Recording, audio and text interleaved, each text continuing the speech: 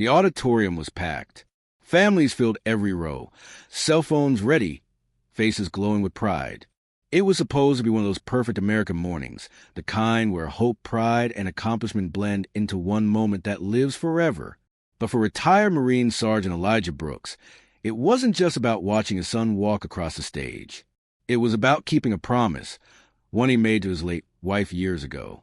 He had worn his formal Marine dress uniform, the same one he'd worn the day he came home from his final deployment. On his chest gleamed the ribbons of service, Afghanistan, Iraq, and 2 Purple Hearts. In his hand, he held a small framed photo of his wife, Angela, smiling in her nurse's scrubs. She had passed away 2 years earlier, cancer, and Elijah promised her he would stand tall, in uniform, at their son's graduation.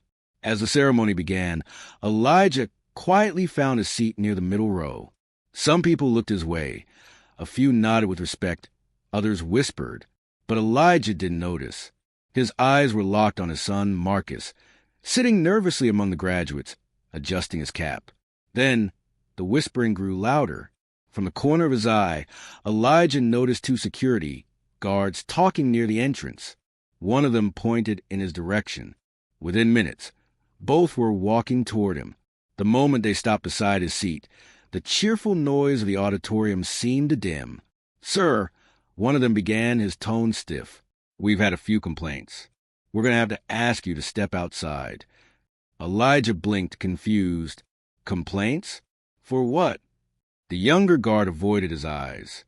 "Some guests said your uniform and presence were making others uncomfortable. They think you're here for some kind of protest." A few heads turned. Some people looked embarrassed. Others pretended not to hear. Elijah took a slow breath, his hand tightening on the picture frame. "I'm here for my son," he said quietly. "That's all." But the older guard shook his head. "I understand, sir, but we can't have disruptions. Please step outside." A ripple of tension spread through the rows. Elijah's son, sitting on stage, had started to notice the commotion. He squinted, and when he saw his father surrounded by security, his mouth fell open. Then came the voice from the back, a firm, steady baritone that cut through the noise.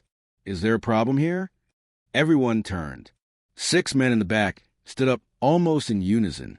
Each one wore a dark suit, but there was no mistaking the posture. Straight, disciplined, powerful. They moved with precision, quiet but commanding. One of them, a tall man with short-cropped hair and the demeanor of someone who had seen combat, stepped forward. "Because it looks like you're asking a Marine who bled for this country to leave his son's graduation." The guards hesitated. The room fell silent. Someone whispered, "Those are Navy SEALs." The lead SEAL walked right up to Elijah and placed a hand on his shoulder. "With your permission, Sergeant," he said respectfully, "we'll stand right here with you."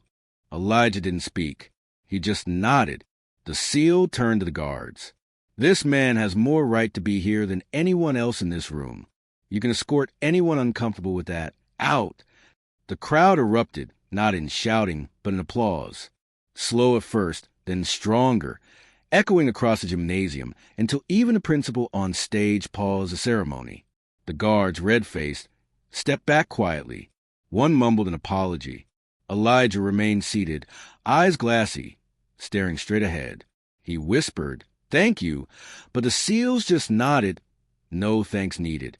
When Marcus' name was called, the entire audience rose to their feet.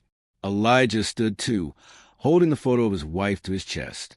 Marcus locked eyes with him as he crossed the stage, tears streaming down his face. After the ceremony, as the crowd dispersed, the 6 SEALs approached Elijah again. "Sir," one said, "your service is why we get to celebrate days like this. We just want to make sure you knew that." Elijah smiled faintly. "And I thank you, brothers. My son won't forget this day. Neither would anyone else in that auditorium. Because that morning wasn't just a graduation. It became a lesson about respect, unity, and what it means to stand up for what's right without ever raising your voice. This wasn't just about a Marine being asked to leave. It was about the quiet power of honor. And the moment 6 men reminded the community that dignity still commands silence.